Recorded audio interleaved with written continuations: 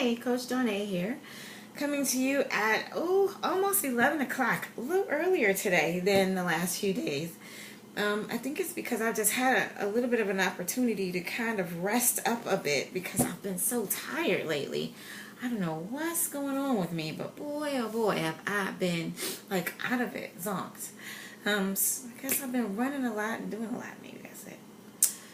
Anyway, today's talk, actually, I know we are like supposed to be doing the abundance principles, and again, we will get back to it. I had a couple things that were just crunching me down, and so I figured that this week I would just take time to just talk to you about normal stuff, and then get back to the other stuff that has to do with the abundance principles, and we'll start that again probably next week at the beginning of the week.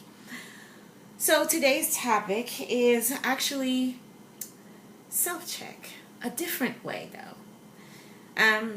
This is concerning building yourself up, or at least understanding yourself and understanding what makes you as an individual tick and why you do the things that you do,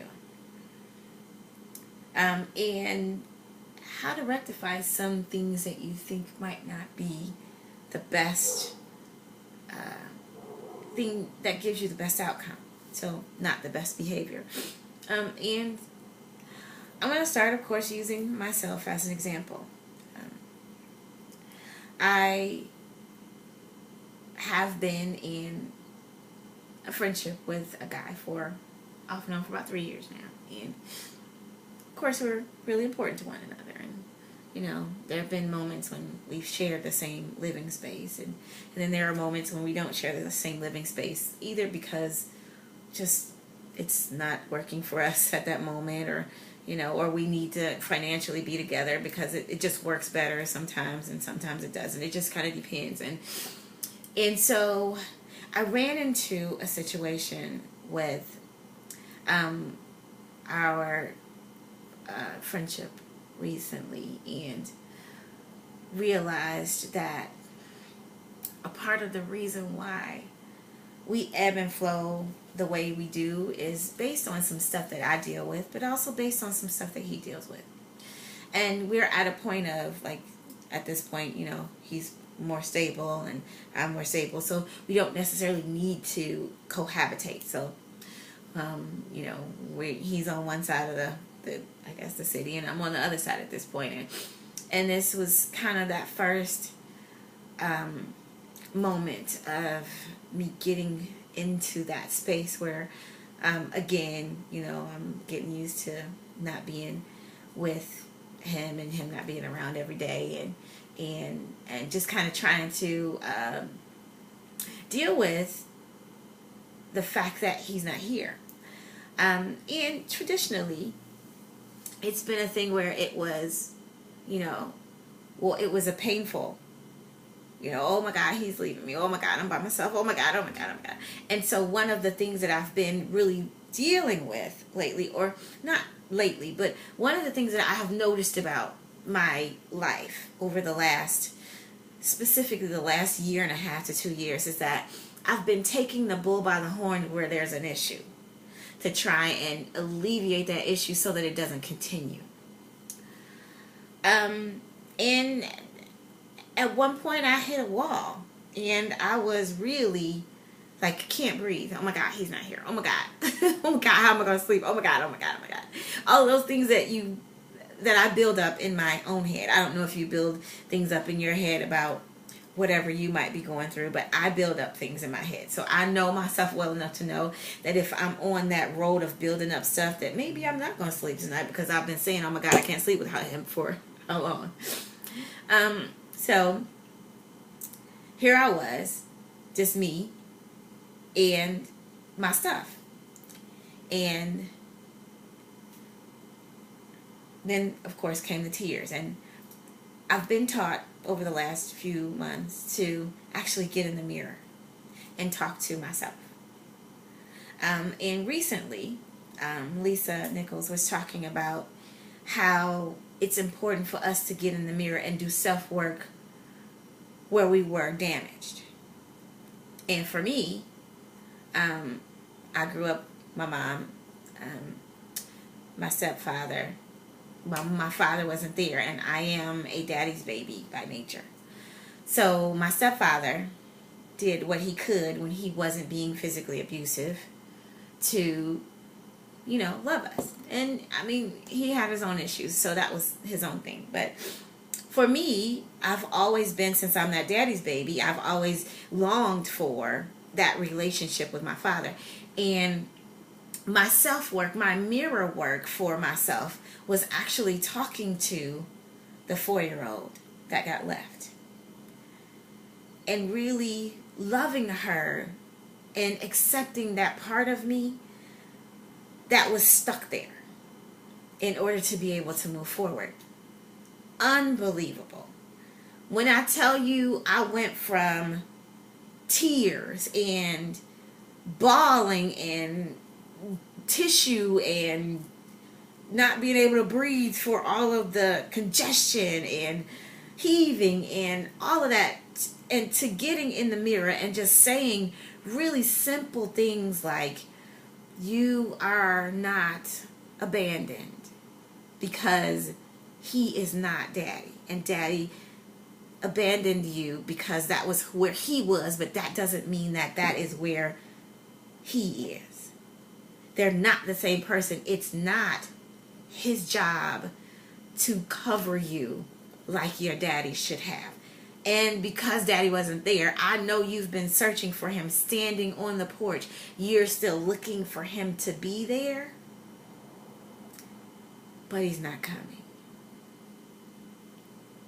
And it's okay for you to be disappointed that he didn't show up when he said he would, and just went through those moments with myself and backtracked all of that stuff from when I was 4 and 5 and 7 and 10, and every spot in my life where I needed him and he wasn't there, and took that in my own private time off of this man that I am in a friendship with now,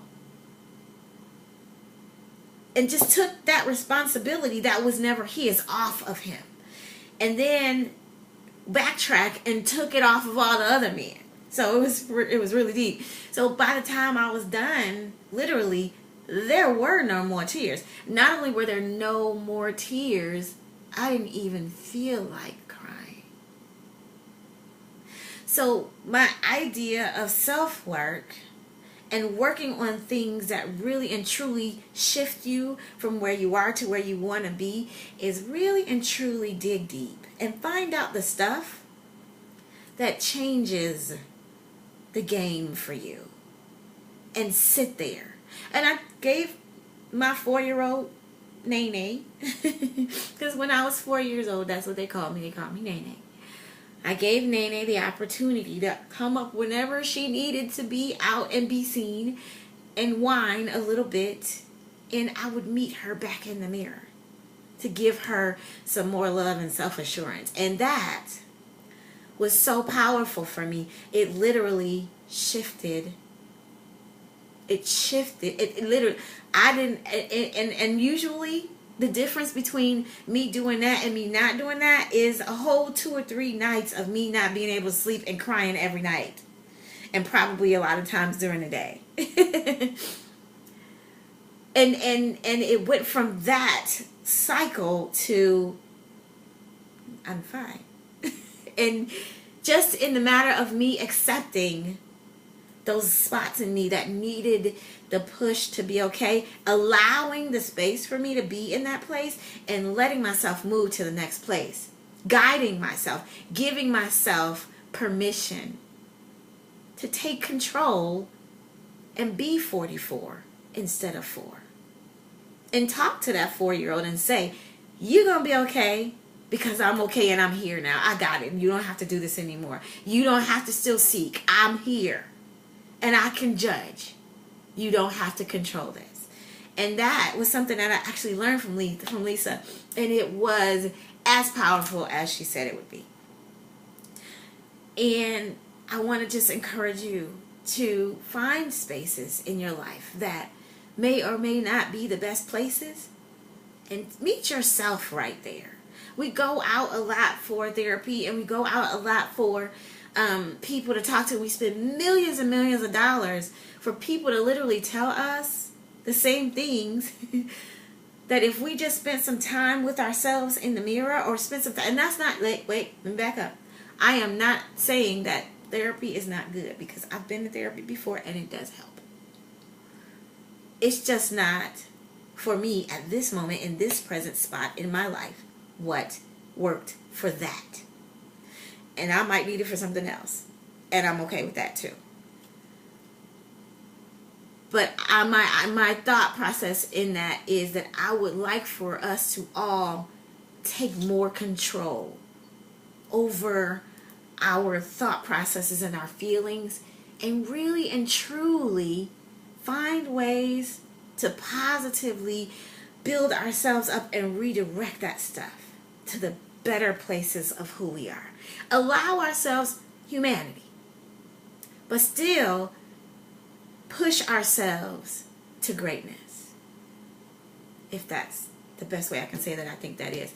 I didn't have a script tonight, so I don't really know if that's all that I was supposed to say, but I don't have any more to say, so I guess that was it. Make sure that you work on yourself a little bit. Self-work is the best work you can do. It's better than coursework. It's better than work at your job or work on a business. Self-work is what gets you everything else that you need. So, life in 4G is living in God, living a life of giving, living a life of gratitude, and living unapologetically in your greatness. Thanks so much, peeps. Have a great night.